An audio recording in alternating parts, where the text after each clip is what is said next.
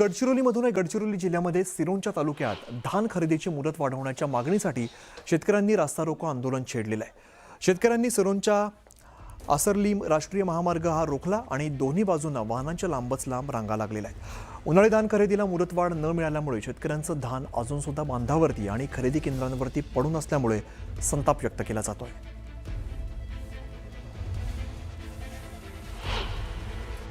ही धानाची खरेदी सुरू न झाल्यामुळे शेतकरी संकटात आहे। पावसाळा आलेला आहे आणि आता या ठिकाणी चक्काजाम आंदोलन सुरू आहे। आपण बघू शकता हे सगळे शेतकरी धान उत्पादक शेतकरी आहेत।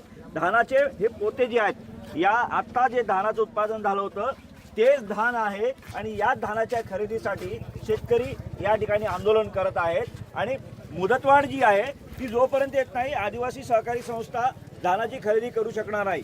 आणि ही परिस्थिती फक्त या ठिकाणी नाही तर अनेक ठिकाणी जिल्ह्यात पाहायला मिळत आहे। त्यामुळे धानाची खरेदी जी आहे ती सुरू झाली तर शेतकऱ्यांच्या हिताचं होईल असं शेतकऱ्यांचं मत आहे। आणि आता हा जो राष्ट्रीय महामार्ग आहे महाराष्ट्रातून छत्तीसगडकडे जाणारा 3 राज्यांना जोडणारा राष्ट्रीय महामार्ग आहे सिरोंचा आसरली, या मार्गावर आता गेल्या एक ते दीड तासापासून चक्काजाम आंदोलन सुरू आहे। दोन्ही बाजूला वाहनांच्या रांगा लागलेल्या आहेत। आपण शेतकऱ्यांशी बोलण्याचा प्रयत्न करूया की नेमकं त्यांच्या मागण्या काय आहेत, कारण हे जे चक्काजाम आंदोलन सुरू आहे नेमकं कशासाठी सुरू आहे। मला सांगा काय हे आंदोलन आहे, नेमकं काय तुमच्या मागण्या आहेत? शेतकऱ्यांची धान्य खरेदी दरवर्षी होते त्याप्रमाणे यावर्षी पण धान्य खरेदी झालं, पण यावर्षी नेटवर्कचा अभाव असल्यामुळे वेळेवर शेतकऱ्यांचे ऑनलाईन होऊ शकले नाही। आणि ज्या दिवशी शेतकऱ्यांना मेसेज ऑनलाईन झालेल्या शेतकऱ्यांना ज्या दिवशी मेसेज आला की तुम्ही धान्य खरेदीसाठी संस्थेमध्ये धान्य घेऊन या, त्याच दिवशी मुदतवाढ संपली होती। त्याच्यामुळे जवळपास 150 शेतकऱ्यांचे धान्य अजूनही प्रलंबित आहे। आता ही 30 जूनची मुदत संपलेली जी आहे तिला मुदतवाढ देणं आवश्यक आहे आणि ही मुदतवाढ जी आहे ती 4ही जिल्ह्यासाठी आवश्यक आहे। महेश तिवारी, न्यूज 18 मराठी, गडचिरोली। दरम्यान गोंदिया जिल्ह्यामध्ये समाधानकारक पावसामुळे खरीप हंगामातील शेती कामांना चांगलाच वेग आलेला आहे। धान रोहिणीची कामं सध्या जोरात सुरू आहेत आणि शेतांमध्ये शेतकरी आणि महिला मजुरांची मोठी लगबग पाहायला मिळते। या शेती कामांमुळे ग्रामीण भागात रोजगाराच्या संधी वाढल्यात आणि पावसामुळे रोपांची लागवड ही सुरळीत सुरू असल्यामुळे शेतकऱ्यांमध्ये समाधानाचं वातावरण आहे। आता बातमी पावसाची आहे। गुजरातमधील वलसाड जिल्ह्यामध्ये मुसळधार पावसाच्या या सगळ्या परिस्थितीमुळे मोठ्या प्रमाणात पूर आलेला आहे। औरंगा नदीला आलेल्या भीषण पुरामुळे नदीकाठच्या अनेक भागांसह निवासी सोसायट्या आणि घरांमध्ये पाणी शिरलंय। सखल भाग पूर्णपणे जलमय झालेले आहेत आणि अनेक घरं तसंच वाहनं देखील पाण्याखाली गेली आहेत। वलसाडमधील वापी परिसरात पूरस्थिती झालेली आहे। गंभीर परिस्थिती आणि सोसायट्यांमध्ये मोठ्या प्रमाणात पाणी साचल्यामुळे जनजीवन विस्कळीत झालं आहे। गुजरातमधले आपण काही दृश्य बघतो, अनेक सोसायट्यांमध्ये आता पाणी शिरलेलं आहे, वाहनं पाण्याखाली गेलेली आहेत आणि आपल्या दृश्य बघितल्यावर आपल्याला लक्षात येईल की पहिला मजला बुडेल इथपर्यंत पाणी पातळी वाढलेली दिसते। अनेक गावांचा संपर्क तुटलेला आहे। रेस्क्यू ऑपरेशन तातडीने सुरू करण्यात आलेलं आहे। सोसायट्या आणि घरांमध्ये पाणी शिरल्यामुळे या पूरबाधित सगळ्या परिसरातील नागरिकांना सुरक्षित ठिकाणी हलवलं जात आहे। वाहनं जी आहेत ती पूर्णपणे बुडलेली आपल्याला बघायला मिळत आहेत। रेस्क्यू ऑपरेशन तातडीने सुरू करण्यात आलेलं आहे। हेलिकॉप्टरच्या मदतीने रेस्क्यू ऑपरेशन सध्या केलं जात आहे। काही नागरिक या ठिकाणी अडकलेले होते, त्यांना सुद्धा वाचवण्यात यश आलेलं आहे। दरम्यान गुजरातमधील वलसाड या ठिकाणी पुराच्या पाण्यात अडकलेल्या बसमधील 35 प्रवाशांची थरारक सुटका करण्यात आली आहे। सुरतहून महाराष्ट्राच्या दिशेने निघालेली बस पाण्याच्या प्रचंड प्रवाहात अडकल्यानंतर महिला, पुरुष आणि लहान मुलं आपला जीव वाचवण्यासाठी बसच्या छतावरती चढून बसली। घटनेची माहिती मिळताच पोलिसांनी स्थानिकांच्या मदतीने तातडीने बचावकार्य हाती घेत सर्व 35 प्रवाशांना सुखरूप बाहेर काढलेलं आहे। ही बस पाण्याच्या मधोमध अडकलेली होती, त्यामध्ये अनेक महिला, लहान मुलं आणि काही पुरुष होते आणि या सगळ्यांना वाचवण्यामध्ये यश आलेलं आहे। स्थानिकांच्या मदतीने प्रशासनाने तात्काळ बचावकार्य सुरू केलं आणि मोठ्या दोरीच्या सहाय्याने या सगळ्या नागरिकांना या बसमधून सुखरूप बाहेर काढण्यात आलेलं आहे। ही बस महाराष्ट्रामध्ये येत होती आणि पुराच्या पाण्यामध्ये मधोमध ती बस अडकली आणि या सगळ्या प्रवाशांना वाचवण्यात प्रशासनाला यश आलेलं आहे। या घटनेची माहिती मिळताच पोलिसांनी स्थानिकांची मदत घेतली आणि तातडीने बचावकार्य सुरू केलं। तर गुजरातमधील वलसाड या ठिकाणी पुराच्या रौद्र रूपाची आणखीन एक धक्कादायक घटना समोर आली आहे। मुसळधार पावसानंतर आलेल्या पुराच्या प्रचंड प्रवाहात कार वाहून गेली। वेगाने वाहणाऱ्या पाण्याचा या वाहतुकीवर मोठा परिणाम झालेला आहे। तसंच अनेक ठिकाणी जनजीवन सुद्धा विस्कळीत झालं आहे। ज्यावेळेला पाण्याचा प्रवाह वाढला त्यावेळेला ही कार या रस्त्यावरून प्रवास करत होती, मात्र पाण्याच्या प्रचंड प्रवाहामुळे, पाण्याच्या दाबामुळे ही कार अक्षरशः वाहून गेलेली आहे. अनेक सोसायट्यांमध्ये आपण अशा पद्धतीची दृश्य बघतोय. पाण्याचा प्रवाह जो आहे तो शहरामध्ये वाढलेला आपल्याला दिसतोय आणि या वाढत्या पूरस्थितीनंतर अनेक भाग जलमय झाले, अनेक गाड्या वाहून गेल्याची दृश्य समोर येत आहेत. तर गुजरातमधील अहमदाबादमध्ये मुसळधार पावसामुळे जनजीवन विस्कळीत झालंय. जोरदार पावसामुळे अहमदाबाद वडोदरा महामार्गावर मोठ्या प्रमाणात पाणी साचलंय. संपूर्ण महामार्ग जलमय झालाय. या जलभरावामुळे वाहतुकीवर मोठा परिणाम झालेला आहे आणि वाहन चालकांना मोठ्या अडचणींचा सामना करावा लागतोय. आपण वेगवेगळी दृश्य बघतोय, विविध ठिकाणची सगळी दृश्य आहेत. प्रवास करताना मोठ्या अडचणींचा सामना सगळ्या प्रवाशांना करावा लागतोय. आपल्याला पाण्याचा प्रवाह लक्षात येईल. प्रचंड मोठ्या प्रमाणात पाण्याचा प्रवाह आहे, त्यातून वाहतूक करणं सुद्धा धोकादायक आहे आणि अशाच पाण्यातून या सगळ्या नागरिकांना प्रवास करावा लागतो. अहमदाबादमध्ये मागच्या काही काळापासून मुसळधार पाऊस सुरू आहे. अजूनसुद्धा पावसाची संततधार सुरू आहे आणि या वाढत्या पावसामुळे पाणी पातळीत सुद्धा कमालीची वाढ झालेली आहे आणि महामार्ग जो आहे तो पूर्णपणे जलमय झालेला आहे. तर गुजरातमधील आणंद या ठिकाणी मुसळधार पावसादरम्यान एक घर जे आहे, जुनं घर होतं, ते अचानक कोसळल्याची घटना घडलेली आहे. घर कोसळतानाची थरारक दृश्य कॅमेऱ्यामध्ये कैद झाली आहे. त्याचा व्हिडिओ सध्या सोशल मीडियावरती समोर आला आहे. सुदैवाने घर बऱ्याच दिवसांपासून रिकामं होतं. कोणती जीवितहानी झालेली नाही आहे. मात्र सततच्या पावसामुळे जीर्ण इमारती धोकादायक ठरत असल्यामुळे प्रशासनाने नागरिकांना सावध राहण्याचं आवाहन केलं आहे. पाण्याची पातळी जी आहे ती वाढलेली आहे. पाण्याचा प्रवाह मोठ्या प्रमाणात आणि जुनं घर आपण बघतोय, जीर्ण झालेलं घर होतं. सुदैवाने या घरामध्ये कोणीही उपस्थित नव्हतं, त्यामुळे जीवितहानी झालेली नाही आहे. मात्र हे घर पूर्णपणे कोसळलेलं आहे. तर इकडे जम्मू काश्मीरमधील उधमपूर या ठिकाणी ढगफुटी सदृश्य पाऊस झाला आहे. भूस्खलनाच्या दुहेरी संकटामुळे जनजीवन विस्कळीत झालं आहे. बरकुंडा परिसरामध्ये प्रभावित 3 कुटुंबांना सुरक्षित स्थळी हलवण्यात आलेलं आहे. देवहाल पुलाजवळ भूस्खलन झालं आणि खबरदारीचा उपाय म्हणून जम्मू काश्मीर श्रीनगर राष्ट्रीय महामार्ग तात्पुरता वाहतुकीसाठी बंद केलेला आहे. ज्यावेळेला भूस्खलन झालं त्यावेळेला मोठा ढिगारा हा कोसळलेला आपण बघतोय आणि काही घरं या ठिकाणी, शेती या ठिकाणी आहे आणि त्याच ठिकाणी एका पुलाजवळून हे भूस्खलन झालेलं आपण बघतोय. उधमपूरमध्ये ढगफुटी झाली आणि त्यानंतर ढगफुटीनंतर भूस्खलन झालेलं आहे. त्यामुळे जम्मू श्रीनगर जो महामार्ग आहे तो पूर्णपणे बंद झाला आहे. तर जम्मू काश्मीरमधील राजौरी या ठिकाणी पहाटे 3च्या सुमारास आलेल्या अचानक पुरामुळे मोठी हानी झालेली आहे. या आपत्तीमध्ये 425 नागरिक बेघर झालेत तर 120 घरं पूर्णपणे उद्ध्वस्त झाली आहेत. याशिवाय 17 कुटुंबातील विवाह सोहळे आणि 7 गर्भवती महिलांसमोर अडचणी निर्माण झाल्यात. प्रशासनाने पूरग्रस्तांसाठी तात्पुरता निवारा केंद्रामध्ये अन्न आणि निवाराची व्यवस्था केलेली आहे. मात्र आयुष्यभराची कमाई आणि घरं पुरामध्ये वाहून गेल्यामुळे पूरग्रस्तांनी सरकारकडे आपल्या पुनर्वसनाची मागणी केली आहे.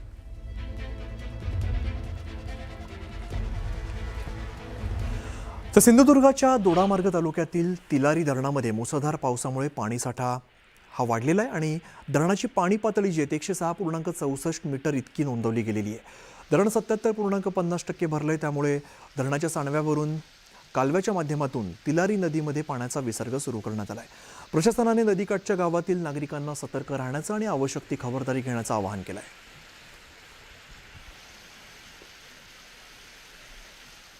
नाशिक जिल्ह्यामध्ये निफाड तालुक्यामध्ये सलग झालेल्या मुसळधार पावसामुळे नदी नाले दुथडी भरून वाहत आहेत. पुराचं पाणी शेतामध्ये शिरलंय.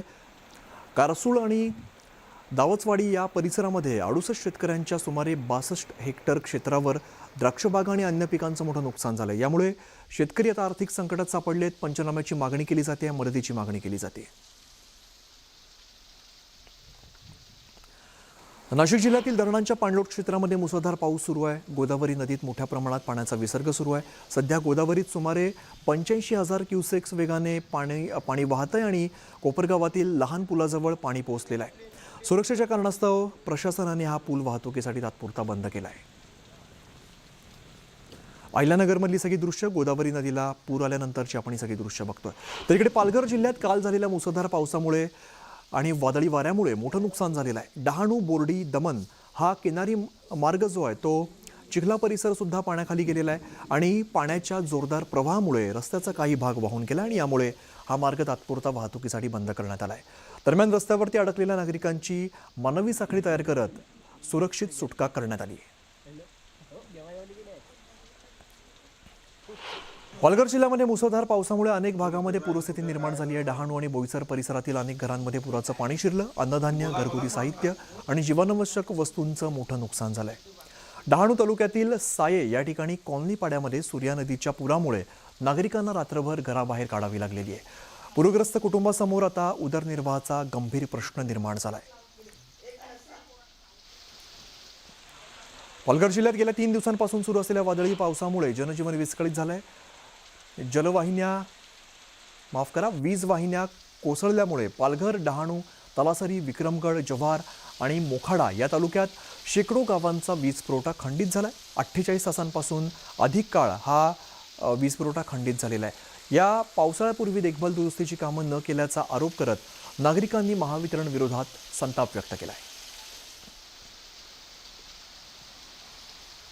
पालघर जिल्ह्यात पावसाचा जोर आता ओसरलेला आहे. विस्कळीत झालेलं जनजीवन हळूहळू पूर्वपदावर येत आहे. रस्त्यावरती साचलेलं पाणी आता ओसरायला सुरुवात झाली आहे. मात्र शेकडो गावातील वीज पुरवठा अजून सुद्धा खंडित आहे. नागरिकांना मोठ्या अडचणींचा सामना करावा लागतोय. सततच्या पावसामुळे जिल्ह्यातील नद्यांना अजून सुद्धा मोठा पूर बघायला मिळतोय.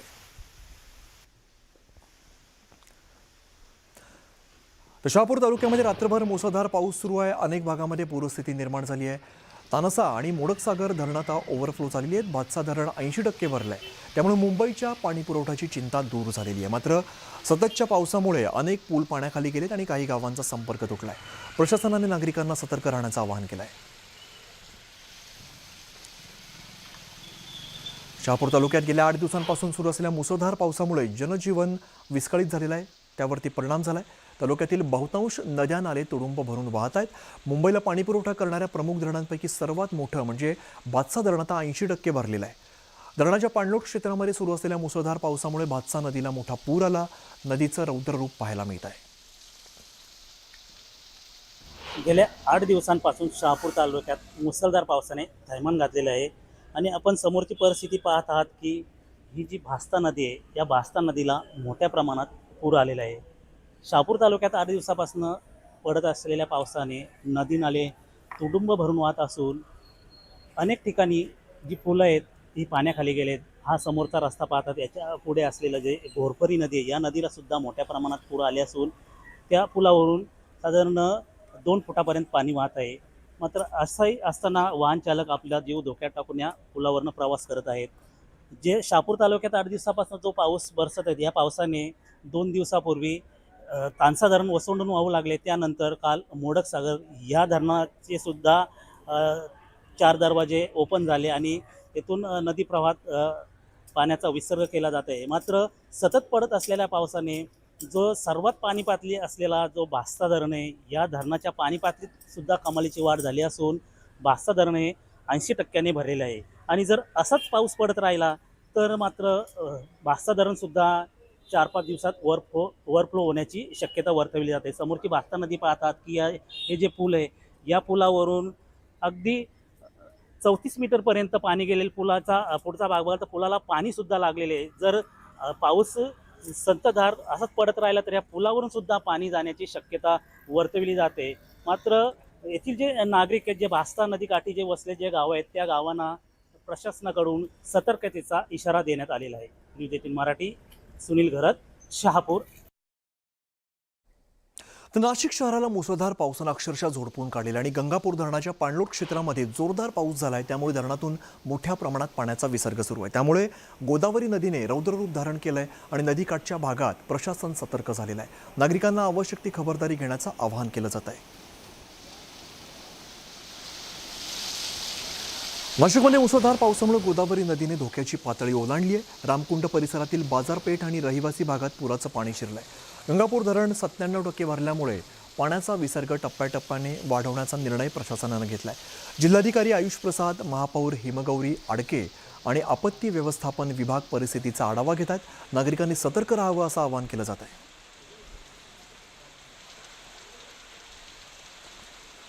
तर पुण्याला पाणी पुरवठा करणाऱ्या धरण क्षेत्रामध्ये सुरू असलेल्या मुसळधार पावसामुळे खडकवासला धरण 100% भरलंय. त्यामुळे धरणातून सध्या 4800 क्युसेक वेगाने मुठा नदीपात्रात विसर्ग सुरू करण्यात आला आहे. पानशेत, वरसगाव, त्यानंतर टेमघर या सगळ्या धरणातील पाणीसाठा आता वाढलाय आणि 4ही धरणांमध्ये एकूण 78% पाणीसाठा उपलब्ध आहे. पुणे जिल्ह्यातील राजगड आणि वेल्हे तालुक्यात मुसळधार पावसामुळे पूरस्थिती निर्माण झाली. ओढ्यांना आलेल्या पुरामुळे अनेक ठिकाणी माती वाहून गेलेली आहे. वेल्हे बाजारपेठेतील ओढा खचल्यामुळे काही दुकानांना तडे गेलेत आणि संभाव्य धोका लक्षात घेऊन प्रशासनाने नागरिकांना सतर्क राहण्याचं आवाहन केलंय.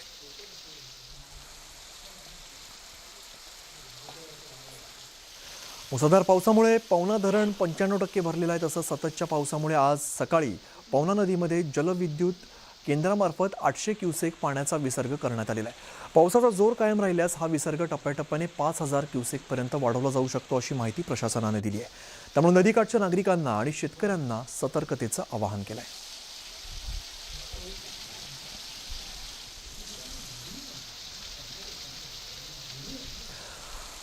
राजगड जिल्ह्यातील पेण तालुक्यात वरवणे गावामध्ये पुन्हा भूस्खलनाची घटना घडलेली आहे. सततच्या मुसळधार पावसामुळे डोंगराचा आणखीन एक भाग खचला, गावालगत मातीचा ढिगारा आला आणि यापूर्वी सुद्धा झालेल्या भूस्खलनामध्ये आंब्याच्या बागा तसंच भात शेतीचं मोठं नुकसान झालेलं होतं.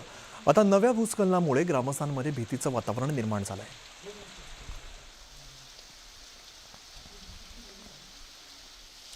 रायगड जिल्ह्यातील पेण तालुक्याला पाणीपुरवठा करणारं हेटवणे धरण हा मुसळधार पावसामुळे 90% भरलेला आहे. खबरदारीचा उपाय म्हणून धरणाचे 6 दरवाजे उघडण्यात आलेत. सांडव्यावरून प्रतिसेकंद 26.59 घनमीटर वेगाने पाण्याचा विसर्ग सुरू करण्यात आलेला आहे. यामुळे प्रशासनाने नदीकाठच्या सगळ्या नागरिकांना सतर्क राहण्याचं आवाहन केलं आहे. अहिल्यानगर जिल्ह्यातील भंडारदरा धरणाच्या पाणलोट क्षेत्रामध्ये सुरू असलेल्या मुसळधार पावसामुळे धरण भरतीच्या उंबरठ्यावरती पोहोचलेला आहे आणि 11 TMC क्षमता असलेल्या भंडारदरा धरणामध्ये जवळपास 95% पाणीसाठा झालेला आहे. पाण्याची पातळी नियंत्रणात ठेवण्यासाठी धरणातून 15,000 क्युसेक वेगाने प्रवरा नदीपात्रामध्ये विसर्ग सुरू करण्यात आला आहे. या पार्श्वभूमीवर प्रवरा नदीकाठच्या गावांना सतर्कतेचा इशारा दिला आहे आणि नागरिकांनी नदीपात्रात जाऊ नये तसंच पुलावरून पाणी वाहत असल्यामुळे पूल ओलांडण्याचा प्रयत्न करू नये असं आवाहन प्रशासनानं केलं आहे. जळगाव जिल्ह्यातील चाळीसगाव तालुक्यामध्ये जवळपास 2 आठवड्यांच्या विश्रांतीनंतर पुन्हा दमदार पावसानं हजेरी लावली. सलग 2 दिवस झालेल्या पावसामुळे ओलाव्याच्या अभावी चिंतेत असलेल्या शेतकऱ्यांना मोठा दिलासा मिळाला आहे. खरीप पिकांना नवसंजीवनी मिळालेली आहे. नाशिक जिल्ह्यातील गिरणा धरणाच्या पाणलोट क्षेत्रात सुरू असलेल्या या मुसळधार पावसामुळे विविध प्रकल्पातून मोठ्या प्रमाणात पाण्याची आवक सुरू झालेली आहे. त्यामुळे जळगाव जिल्ह्याला जीवनदान देणाऱ्या गिरणा धरणाच्या जलसाठ्यामध्ये अवघ्या 2 दिवसामध्ये सुमारे 20% वाढ झाली आहे आणि आज सकाळपर्यंत धरणातील पाणीसाठा 61% पोहोचला आहे. अहिल्यानगर जिल्ह्यातील अकोले तालुक्यामध्ये 2 दिवसांपासून सुरू असलेल्या मुसळधार वादळी पावसामुळे अनेक झाडं कोलमडलेली आहेत. रस्त्याच्या कडेला झाडं कोसळल्यामुळे वाहतुकीला अडथळा निर्माण झाला आहे. विशेषतः भंडारदरा, हरिश्चंद्रगड, रतनगड आणि पाचपट्टा परिसरामध्ये मोठ्या प्रमाणात झाडं रस्त्यावरती पडली. वाहतूक पूर्णपणे ठप्प झाली आहे. सदर परिस्थितीची माहिती मिळताच स्थानिक आमदार डॉक्टर किरण लहामटे यांनी तत्परता दाखवत शासकीय यंत्रणा आणि आपल्या कार्यकर्त्यांसोबत थेट रस्त्यावरती उतरत मदत कार्य सुरू केलं.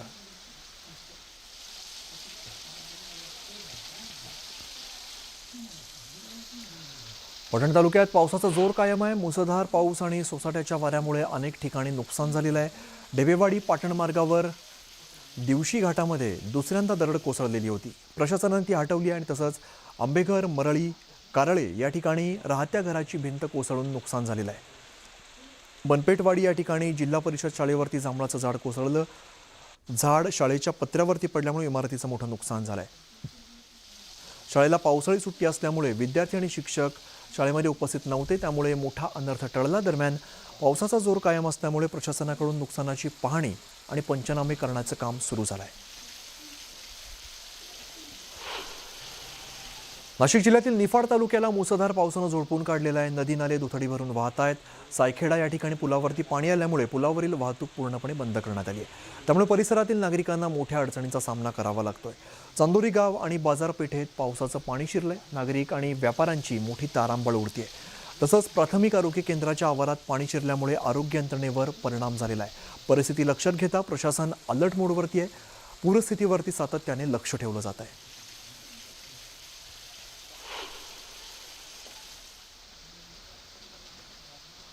मुसळधार पावसामुळे वसई विरार शहराचा पाणीपुरवठा पूर्णपणे ठप्प झालेला आहे. महावितरणचा वीज पुरवठा खंडित झाला आहे. सूर्या प्रकल्प, कवडास, धामणी आणि धुकटण जलकेंद्रांची यंत्रणा बंद पडलेली आहे. त्यामुळे नागरिकांनी उपलब्ध पाण्याचा काटकसरीने वापर करावा असं आवाहन प्रशासन करत आहे. दरम्यान महावितरणकडून वीज यंत्रणेची युद्धपातळीवरती दुरुस्ती सुरू असून टप्प्याटप्प्याने पाणीपुरवठा पूर्ववत केला जाणार आहे.